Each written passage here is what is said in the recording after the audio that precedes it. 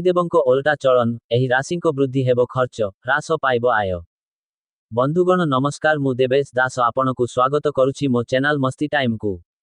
ଆସନ୍ତୁ ଆମେ ଜାଣିବା ଓଲଟା ଚଳନ କରିବେ ନ୍ୟାୟର ଦେବତା ଶନିଦେବ। ଶନିଙ୍କ ଏହି ଓଲଟା ଚଳନ ଅନେକ ରାଶିର ବ୍ୟକ୍ତିଙ୍କ ଜୀବନରେ ପରିବର୍ତ୍ତନ ଆଣିବ। ଏହା କହିବା ପୂର୍ବରୁ ମୋର ଅନୁରୋଧ କି ଟିକେ ମୋ ଭିଡିଓକୁ ଲାଇକ୍ ଓ ଚ୍ୟାନେଲକୁ ସବସ୍କ୍ରାଇବ କରିଦିଅନ୍ତୁ ପ୍ଲିଜ। ବନ୍ଧୁଗଣ ଧ୍ୟାନ ଦିଅନ୍ତୁ, ଜ୍ୟୋତିଷ ଶାସ୍ତ୍ରରେ ଶନିଦେବଙ୍କୁ ନ୍ୟାୟର ଦେବତା ଭାବରେ ବିବେଚନା କରାଯାଏ। ଯେଉଁମାନେ ଭଲ କାମ କରନ୍ତି ସେମାନଙ୍କ ପାଇଁ ଶୁଭ ଫଳ ଓ ଯେଉଁମାନେ ଖରାପ କାର୍ଯ୍ୟ କରନ୍ତି ସେମାନଙ୍କ ପାଇଁ ଶନିଦେବ କଠୋର ଫଳ ଦେଇଥାନ୍ତି। ଶନିଦେବ ଆସନ୍ତା 13 ଜୁଲାଇରୁ 28 ନଭେମ୍ବର ପର୍ଯ୍ୟନ୍ତ ମୀନ ରାଶିରେ ଓଲଟା ଚଳନ କରିବେ, ଯାହା ପ୍ରାୟ 138 ଦିନ ପର୍ଯ୍ୟନ୍ତ ରହିବ।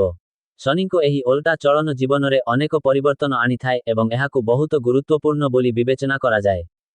ବୈଦିକ ଜ୍ୟୋତିଷ ଏବଂ ବାସ୍ତୁ ବିଶେଷଜ୍ଞଙ୍କ କହିବା ଅନୁସାରେ ଶନିଙ୍କ ଏହି ଗତିର ପ୍ରଭାବ ସମସ୍ତ ରାଶି ଉପରେ ଭିନ୍ନ ଭିନ୍ନ ହେବ। କିଛି ରାଶିକୁ ଏଥିରୁ ସକାରାତ୍ମକ ଫଳାଫଳ ମିଳିବ, ସେହିପରି କିଛି ରାଶିକୁ ଚ୍ୟାଲେଞ୍ଜର ସମ୍ମୁଖୀନ ହେବାକୁ ପଡ଼ିପାରେ। ବିଶେଷକରି ମେଷ, ମିଥୁନ ଏବଂ କନ୍ୟା ରାଶିର ବ୍ୟକ୍ତିମାନଙ୍କୁ ଶନିଙ୍କ ଓଲଟା ଚଳନ ସମୟରେ ଅଧିକ ସତର୍କ ରହିବାକୁ ପଡ଼ିବ। ମେଷ ରାଶି, ଏହି ସମୟରେ ମେଷ ରାଶିର ବ୍ୟକ୍ତିମାନେ ନିଜ ଖର୍ଚ୍ଚକୁ ନିୟନ୍ତ୍ରଣ କରିବା ଉଚିତ। ଖର୍ଚ୍ଚ ବଢ଼ିବାରେ ସମ୍ଭାବନା ରହିଛି। ନିବେଶ ବିଷୟରେ ତରବରିଆ ଭାବରେ ନିଷ୍ପତ୍ତି ନିଅନ୍ତୁ ନାହିଁ, କାରଣ ଏହା କ୍ଷତିର କାରଣ ହୋଇପାରେ। କୌଣସି ପ୍ରକାରର ବିବାଦ କିମ୍ବା ଝଗଡ଼ା ଠାରୁ ଯଥା ସମ୍ଭବ ନିଜକୁ ଦୂରେଇ ରଖନ୍ତୁ, କାରଣ ଏହା ମାନସିକ ଚାପ ବୃଦ୍ଧି କରିପାରେ, ଯାହା ସ୍ୱାସ୍ଥ୍ୟ ଉପରେ ମଧ୍ୟ ପ୍ରଭାବ ପକାଇପାରେ। ମେଷ ରାଶିର ଆର୍ଥିକ ସ୍ଥିତି ଉପରେ ଏହାର ବିଶେଷ ପ୍ରଭାବ ପଡ଼ିପାରେ। ଖର୍ଚ୍ଚ ବୃଦ୍ଧି, ଏହି ସମୟରେ ଆପଣଙ୍କ ଖର୍ଚ୍ଚ ଯଥେଷ୍ଟ ବୃଦ୍ଧି ପାଇପାରେ। ଆପଣଙ୍କୁ ନିଜ ଖର୍ଚ୍ଚକୁ ନିୟନ୍ତ୍ରଣ କରିବା ଏବଂ ଅନାବଶ୍ୟକ ଖର୍ଚ୍ଚରୁ ଦୂରେଇ ରହିବା ଉପରେ ଧ୍ୟାନ ଦେବାକୁ ପଡ଼ିବ। ଆର୍ଥିକ ସମସ୍ୟା, ଅର୍ଥ ଉପାର୍ଜନ ଏବଂ ଜମା କରିବାରେ କିଛି ଚ୍ୟାଲେଞ୍ଜ ଏବଂ ଅସୁବିଧା ହୋଇପାରେ। ଆୟର ଉତ୍ସ ରହିବ, କିନ୍ତୁ ଅର୍ଥର ଅଭାବ କିମ୍ବା କୌଣସି ପ୍ରକାରର ଆର୍ଥିକ ସଙ୍କଟ ଅନୁଭବ ହୋଇପାରେ। ନିବେଶ କରିବା ସମୟରେ ସାବଧାନତା, ଯଦି ଆପଣ କୌଣସି ସ୍ଥାନରେ ପୁଞ୍ଜି ନିବେଶ କରିବା କଥା ଭାବୁଛନ୍ତି, ତେବେ ବହୁତ ସତର୍କ ରୁହନ୍ତୁ। ଏହି ସମୟରେ ସାବଧାନତାର ସହ ଚିନ୍ତା କରିବା ପରେ ହିଁ କୌଣସି ବଡ଼ ଆର୍ଥିକ ନିଷ୍ପତ୍ତି ନିଅନ୍ତୁ। ଋଣ ପରିଶୋଧ କରିବାର ସୁଯୋଗ, କେତେକ ସୂତ୍ର ଅନୁଯାୟୀ ପୁରୁଣା ଋଣ ପରିଶୋଧ କରିବା କିମ୍ବା ଆପଣଙ୍କ ଆୟର ଉତ୍ସକୁ ମଜବୁତ କରିବା ପାଇଁ ମଧ୍ୟ ଏହି ସମୟ ଅନୁକୂଳ ହୋଇପାରେ, କିନ୍ତୁ ଏଥିପାଇଁ ନିରନ୍ତର ପ୍ରୟାସର ଆବଶ୍ୟକତା ପଡ଼ିବ। ଅସନ୍ତୋଷ, ଦରମା ବୃଦ୍ଧି କିମ୍ବା ଲାଭ ପାଇବା ସତ୍ତ୍ୱେ ଆପଣ ନିଜ ଆୟରେ ସମ୍ପୂର୍ଣ୍ଣ ସନ୍ତୁଷ୍ଟ ଅନୁଭବ କରିନପାରନ୍ତି। ମିଥୁନ ରାଶି, ମିଥୁନ ରାଶି ପାଇଁ ସମସ୍ୟା। ମିଥୁନ ରାଶିରେ ଜନ୍ମିତ ବ୍ୟକ୍ତିମାନେ ଆର୍ଥିକ ସମସ୍ୟାର ସମ୍ମୁଖୀନ ହୋଇପାରନ୍ତି। କାମରେ ବିଳମ୍ବ ହୋଇପାରେ ଏବଂ ବିରୋଧୀମାନେ ଅଫିସ କିମ୍ବା କାର୍ଯ୍ୟକ୍ଷେତ୍ରରେ ସକ୍ରିୟ ରହିବେ। କିଛି କ୍ଷେତ୍ରରେ ହତାଶା ଏବଂ ଚାପ ମଧ୍ୟ ବୃଦ୍ଧି ପାଇପାରେ। ତେଣୁ ପ୍ରତ୍ୟେକ ପଦକ୍ଷେପ ଭାବିଚିନ୍ତି ନିଅନ୍ତୁ। ପରାମର୍ଶ, ନିଜ ଖର୍ଚ୍ଚ ଉପରେ ତୀକ୍ଷ୍ଣ ନଜର ରଖନ୍ତୁ ଏବଂ ଅନାବଶ୍ୟକ ଖର୍ଚ୍ଚରୁ ଦୂରେଇ ରୁହନ୍ତୁ। ଶୃଙ୍ଖଳିତ ଆଭିମୁଖ୍ୟ, ନିଜର ଆର୍ଥିକ ଯୋଜନା ବିଷୟରେ ଶୃଙ୍ଖଳିତ ରୁହନ୍ତୁ, ବିଶେଷକରି ଶନି ବକ୍ରି ସମୟରେ।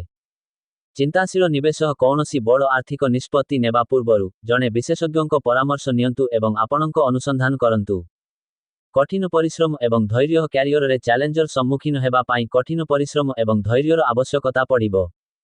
ମୋଟାମୋଟି ଭାବେ ମିଥୁନ ରାଶିର ଲୋକମାନଙ୍କ ପାଇଁ 2025ରେ ଶନିର ବକ୍ରି ଆର୍ଥିକ କ୍ଷେତ୍ରରେ କିଛି ଆହ୍ୱାନ ଆଣିପାରେ, କିନ୍ତୁ ଏହା ଅଭିବୃଦ୍ଧି ଏବଂ ହଠାତ୍ ଲାଭ ପାଇଁ ସୁଯୋଗ ମଧ୍ୟ ପ୍ରଦାନ କରିବ। ଆପଣଙ୍କ ବୁଝାମଣା ଏବଂ ଶୃଙ୍ଖଳା ଦ୍ୱାରା ଆପଣ ଏହି ସମୟର ଲାଭ ଉଠାଇପାରିବେ। କନ୍ୟା ରାଶି, କନ୍ୟା ରାଶିର ବ୍ୟକ୍ତିମାନଙ୍କୁ ସତର୍କ ରହିବାକୁ ପଡ଼ିବ। କନ୍ୟା ରାଶିର ଲୋକଙ୍କ ପାଇଁ ଏହି ସମୟଟି କଷ୍ଟକର ହୋଇପାରେ। ଆର୍ଥିକ ସ୍ଥିତିରେ ଉତ୍ଥାନ ପତନ ହୋଇପାରେ। ବୈବାହିକ ଜୀବନରେ ଉତ୍ତେଜନା ବୃଦ୍ଧି ପାଇପାରେ। ଏହା ବ୍ୟତୀତ ବିରୋଧୀ ଓ ଶତ୍ରୁମାନେ ମଧ୍ୟ ବିବାଦ ସୃଷ୍ଟି କରିପାରନ୍ତି। ଏହି ସମସ୍ୟାଗୁଡ଼ିକୁ ଧୈର୍ଯ୍ୟ ଏବଂ ସାହସର ସହିତ ସାମ୍ନା କରିବାକୁ ପଡ଼ିବ। ଆର୍ଥିକ ସ୍ଥିତିକୁ ନିମ୍ନଲିଖିତ ଉପାୟରେ ପ୍ରଭାବିତ କରିପାରେ। ଭାଗିଦାରୀର ପରିବର୍ତ୍ତନ କିମ୍ବା ପୁନଃ ଆଲୋଚନା, ଯଦି ଆପଣ ଭାଗିଦାରୀରେ ବ୍ୟବସାୟ କରୁଛନ୍ତି, ତେବେ ଆପଣଙ୍କୁ ଏହି ସମୟରେ କିଛି ପୁନର୍ବିଚାର କିମ୍ବା ପରିବର୍ତ୍ତନ କରିବାକୁ ପଡ଼ିପାରେ। ଆପଣଙ୍କୁ ଆପଣଙ୍କ ସାଥୀଙ୍କଠାରୁ ଆଶାନୁରୂପ ସମର୍ଥନ ମିଳିନପାରେ କିମ୍ବା କୌଣସି ପୁରୁଣା ପ୍ରସଙ୍ଗ ପୁଣି ଥରେ ଆସିପାରେ। ଧୈର୍ଯ୍ୟ ଏବଂ ବୁଝାମଣା ସହିତ କାର୍ଯ୍ୟ କରନ୍ତୁ। ବ୍ୟବସାୟରେ ଆହ୍ୱାନ ଏବଂ ସୁଯୋଗ, କାରବାରରେ କିଛି ବିଳମ୍ବ କିମ୍ବା ପ୍ରତିବନ୍ଧକ ଆସିପାରେ, କିନ୍ତୁ ଏହା ଆପଣଙ୍କୁ ଆପଣଙ୍କ ରଣନୀତିଗୁଡ଼ିକୁ ମଜବୁତ କରିବାର ସୁଯୋଗ ମଧ୍ୟ ଦେବ। ଯଦି ଆପଣ ରିଅଲ ଇଷ୍ଟେଟ୍, ତୈଳ, ଲୁହା କିମ୍ବା ଖଣିଜ ସମ୍ବନ୍ଧୀୟ ବ୍ୟବସାୟରେ ଅଛନ୍ତି, ତେବେ ଭଲ ଲାଭ ହୋଇପାରେ। ବିଛା ରାଶି, ଶନିଙ୍କ ପ୍ରଭାବ ହେତୁ ବିଛା ରାଶିର ଲୋକଙ୍କ ଜୀବନରେ ଚ୍ୟାଲେଞ୍ଜ ଏବଂ ସଂଘର୍ଷ ବଢ଼ିପାରେ।